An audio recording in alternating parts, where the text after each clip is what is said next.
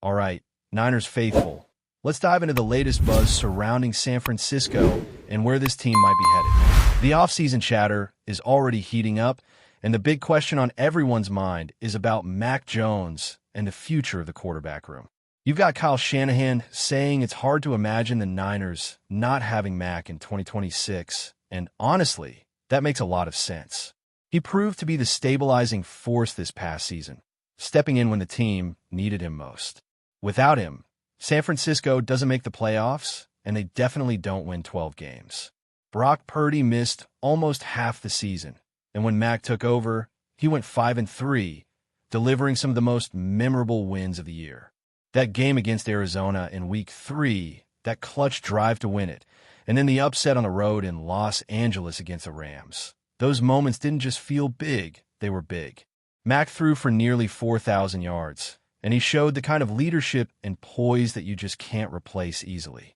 He revived his career in San Francisco after being written off by other teams, and in 2025 he showed he's a legitimate starting quarterback in this league.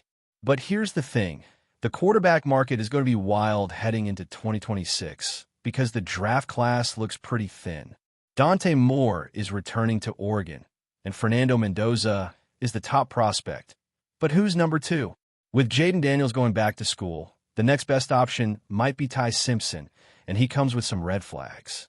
So when the class is thin and multiple teams are desperate for a quarterback, the value of a guy like Mac Jones skyrockets. That's the key point here. Even if Shanahan believes Mac is coming back, if a trade offer blows the Niners away, if it's a package that addresses multiple needs and helps build depth across the roster, San Francisco might have to seriously consider it. And if that happens, you're going to need a backup plan at quarterback, and that's where someone like Curtis COR comes into play. Curtis COR is a name that's been getting a lot of attention, and for good reason. The Niners brought him in late in the season, opening up the practice window to get some looks at him. It's clear they were intrigued. COR is a big-body quarterback with a strong arm and good touch on his throws.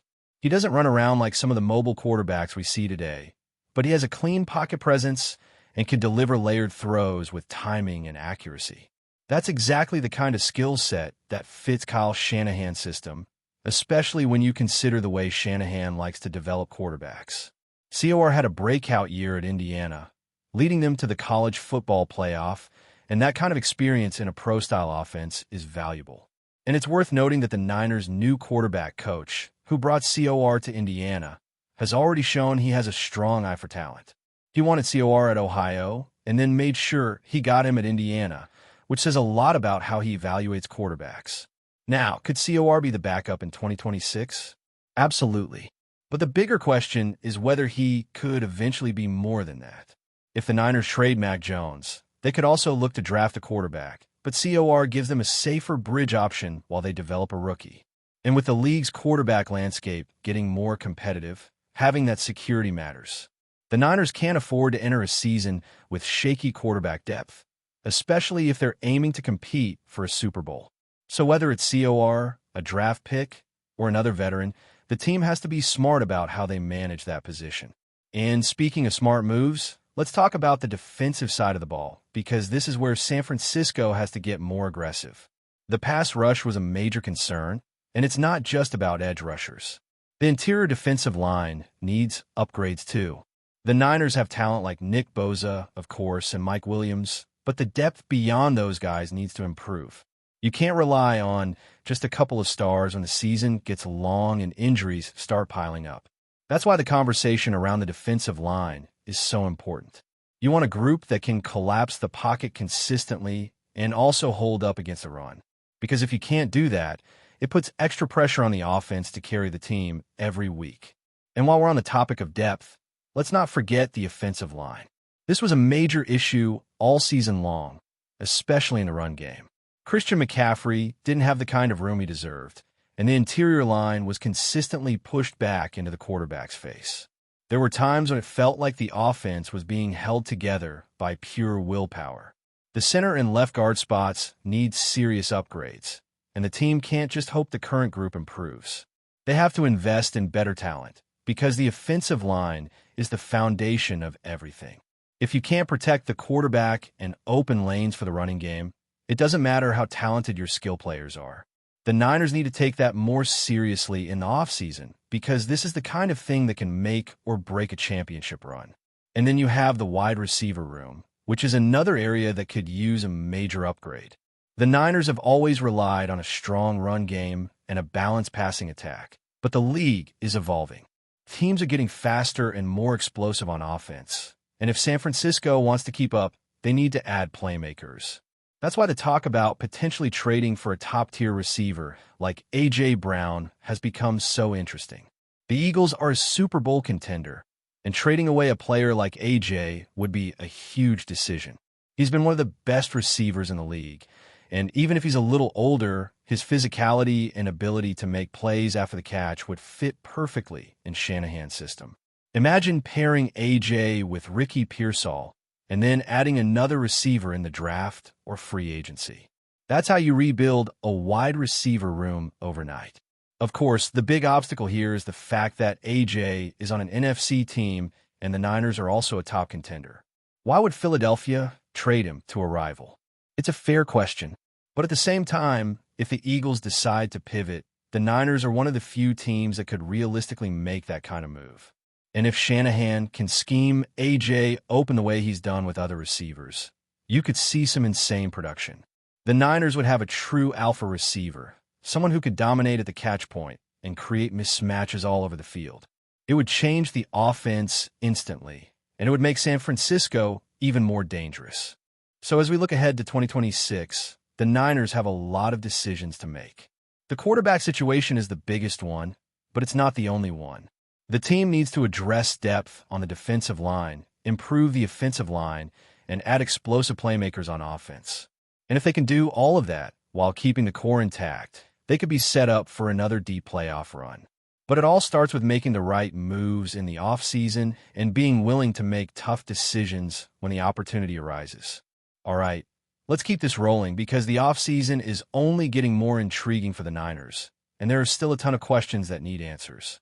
One of the biggest conversations right now is about the linebacker room and whether the team should bring back veterans like Eric Kendricks and Garrett Wallow. Both of them played a key role in the team's late-season surge, especially in that wild game against the Eagles. Without their presence, it's hard to imagine San Francisco pulling off that kind of performance. They were flying around, making plays, and bringing energy to a defense that needed it.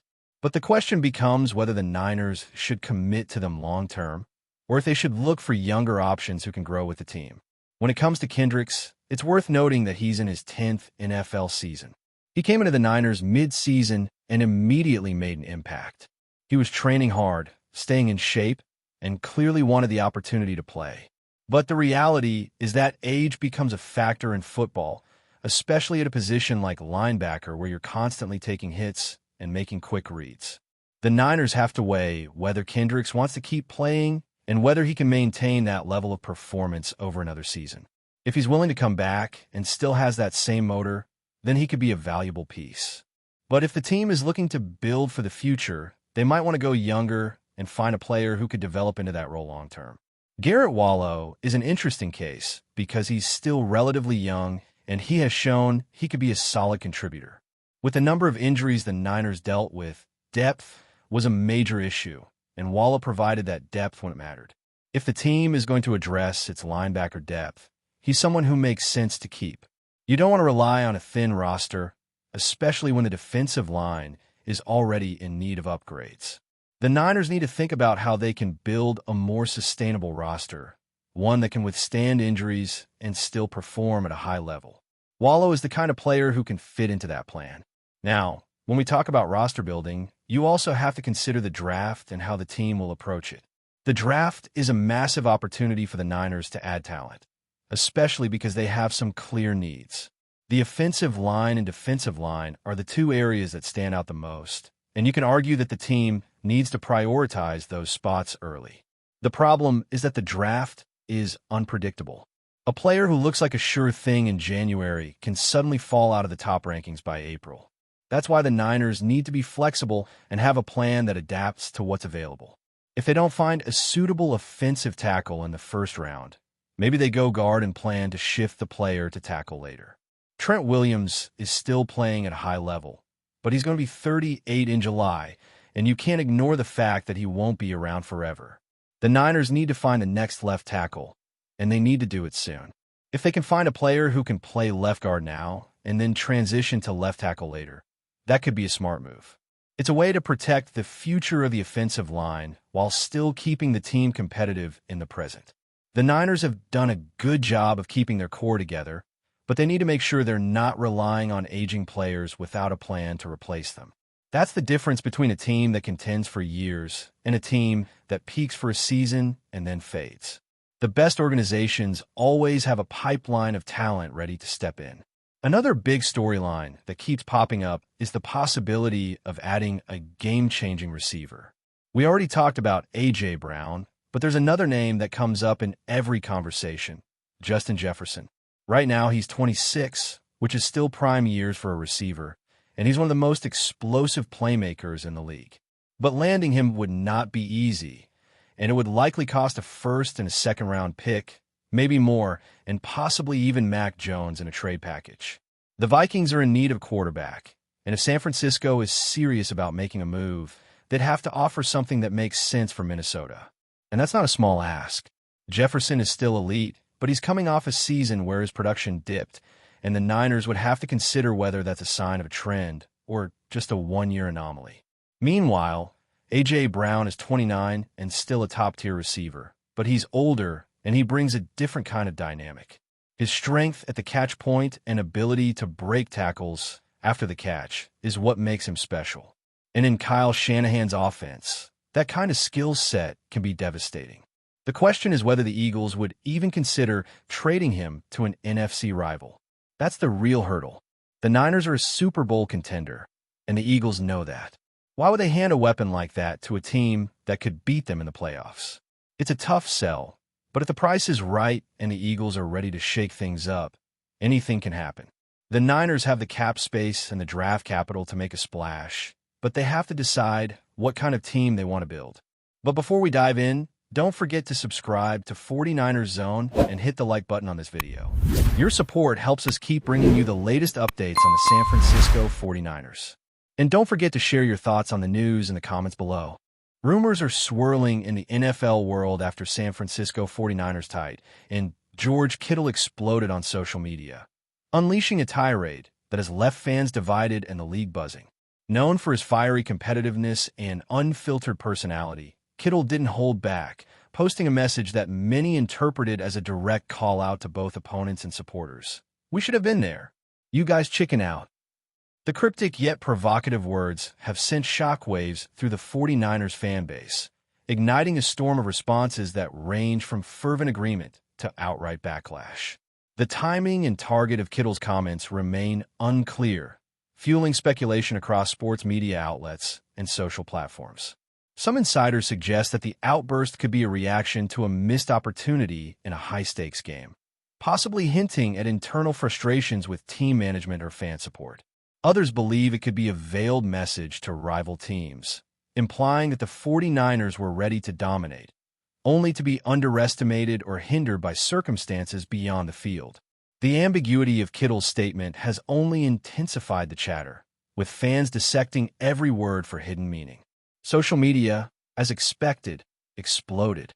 Some 49ers supporters have rushed to Kittle's defense, praising his passion and calling him the embodiment of the team's fighting spirit. Yet, an equally vocal group has criticized the star tight and for what they see as an unnecessary public outburst, accusing him of unfairly blaming the fan base and escalating tensions. Analysts and former players have weighed in as well, highlighting Kittle's history of intense competitiveness and suggesting that such emotional transparency is part of his identity, whether it's on the gridiron or online. As rumors continue to circulate, questions linger about potential consequences and what this means for team dynamics. Could this be a precursor to trade speculation, locker room shakeups, or simply the venting of a passionate athlete frustrated with circumstances?